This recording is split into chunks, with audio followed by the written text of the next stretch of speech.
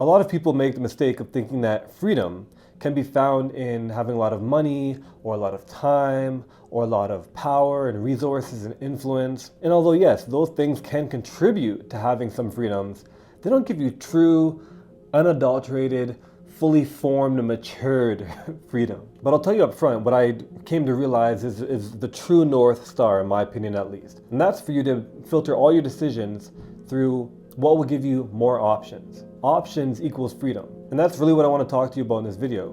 Different ways you may unknowingly be limiting your options in life and therefore limiting your freedoms.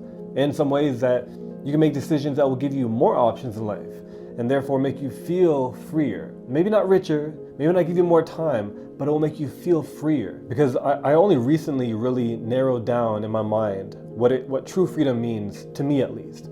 And it was sort of a light bulb moment for me, and I want to share that with you in case it might provide some insight for you as it did for me. So very simply, the more options you have, the more free you are.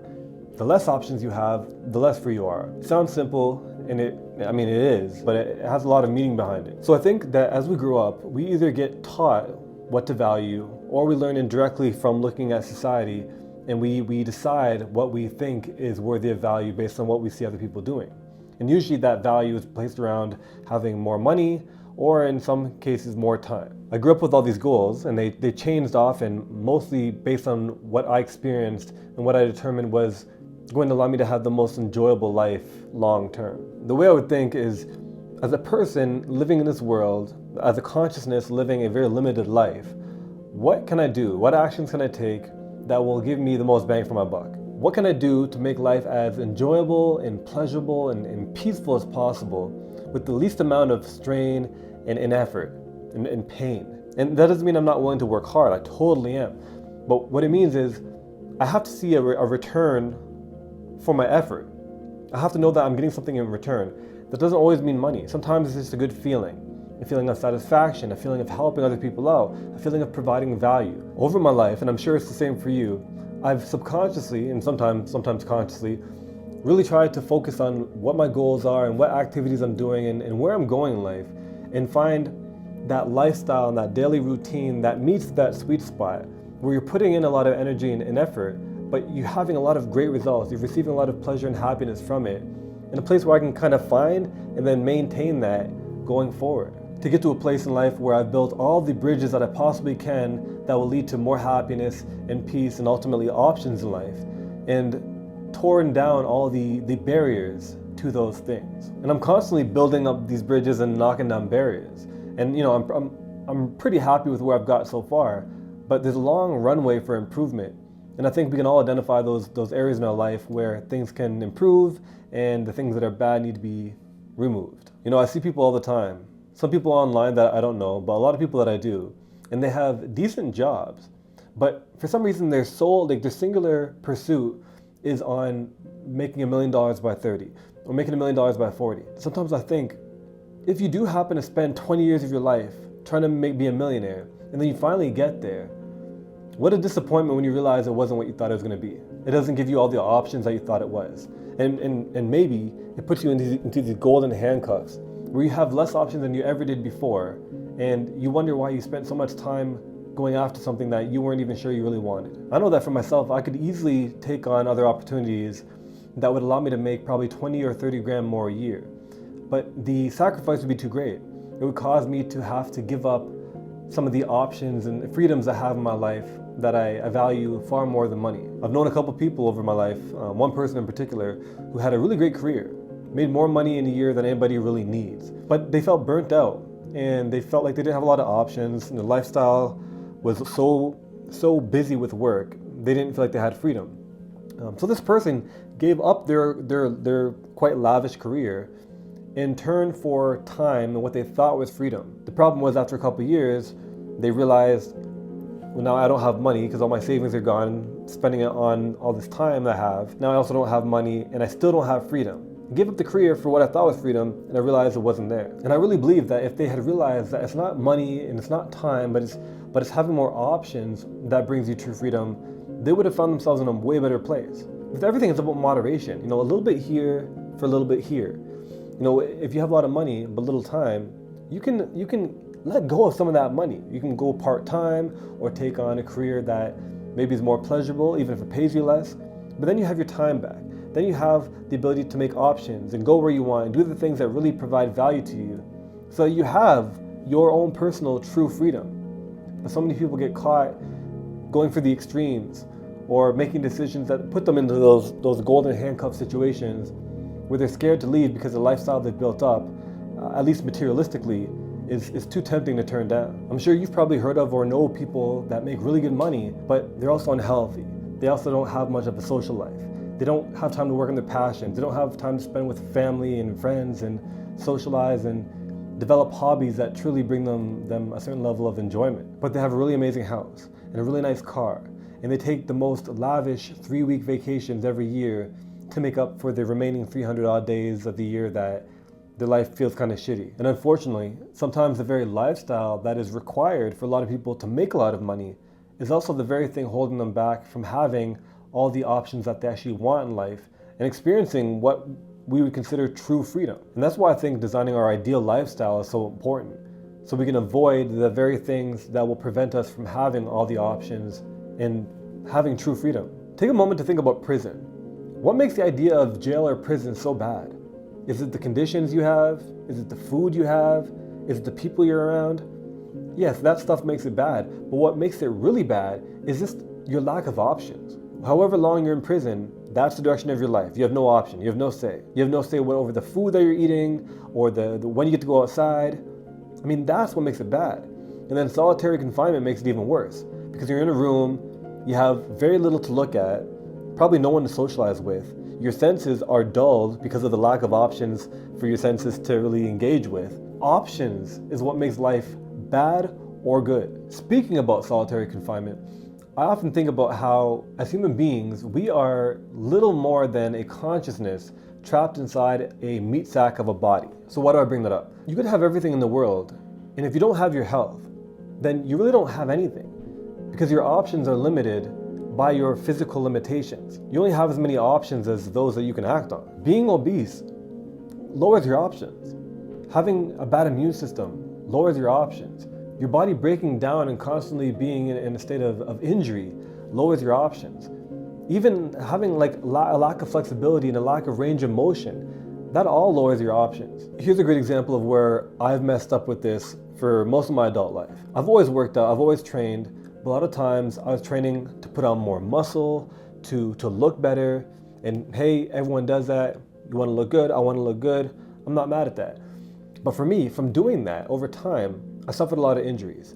I've had lower back problems for a few years now.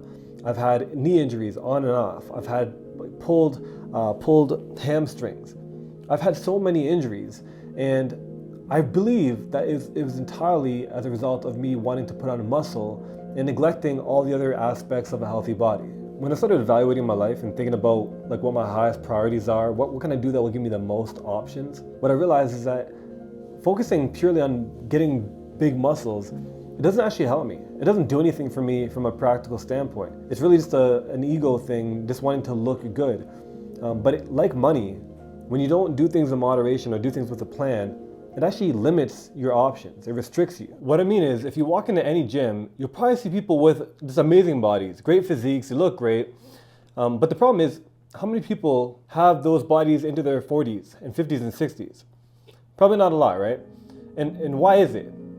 On one hand, it might be because of this lack of time, they get complacent. As you get older, your muscle mass deteriorates just naturally, and that probably has a lot to do with it.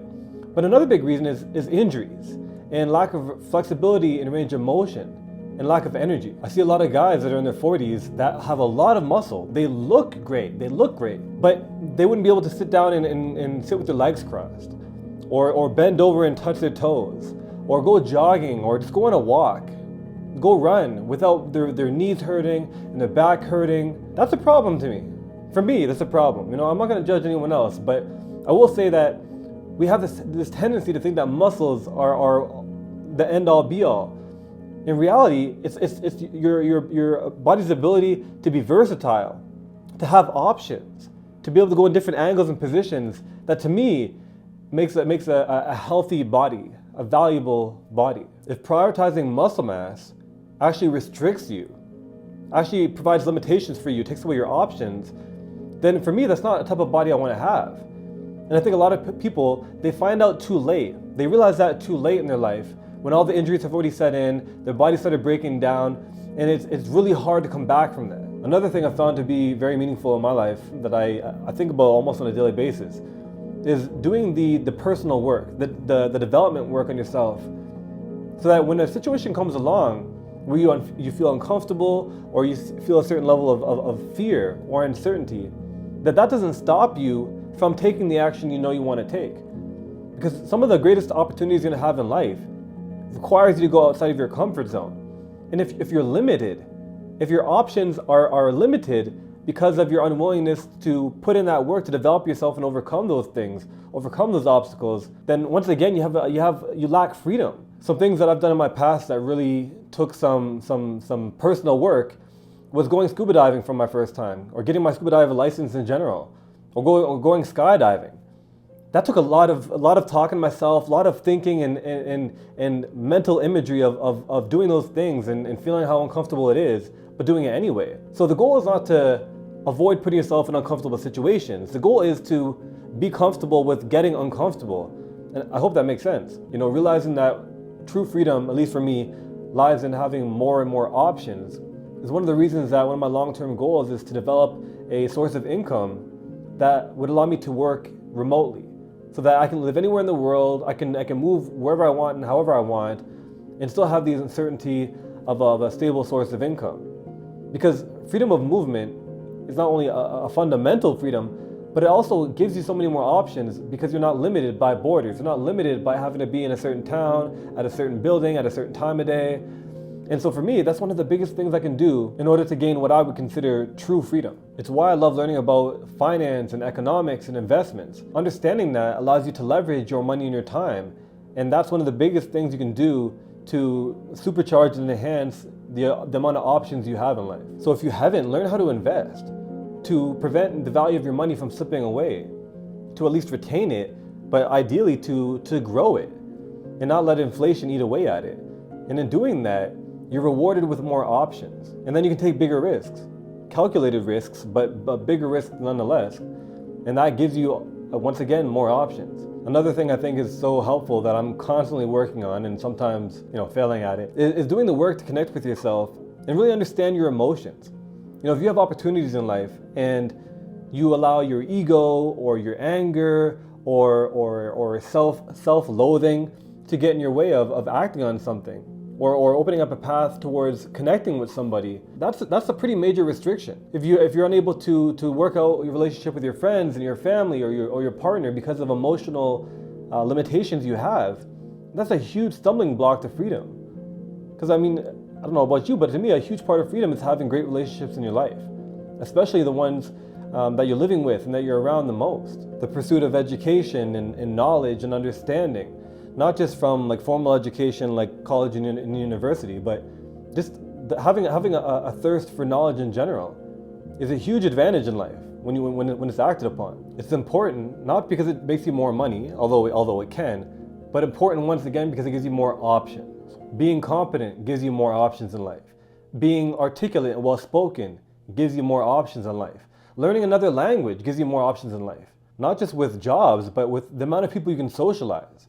If you know another language, you can go to another country, get access to millions of people that you otherwise might not have been able to communicate with, be able to provide value to them, receive value from them. There's so many different ways that we can optimize parts of our lives that will give us more options in ways that I've only started really being aware of. Having the options to explore, exploring your own thoughts, exploring your own mind, having the options to be able to speak out loud and articulate yourself and really have conversations and engage in dialogue, have disagreements, to find out what you really think and feel. And in that freedom, have the space to grow and make mistakes and learn from those mistakes. Because I feel like growth comes from not only having options, but also having the room to act on those options. That's why I think suppression of information and oppression of people is such a tragedy for the world, because it limits options. It limits your freedom.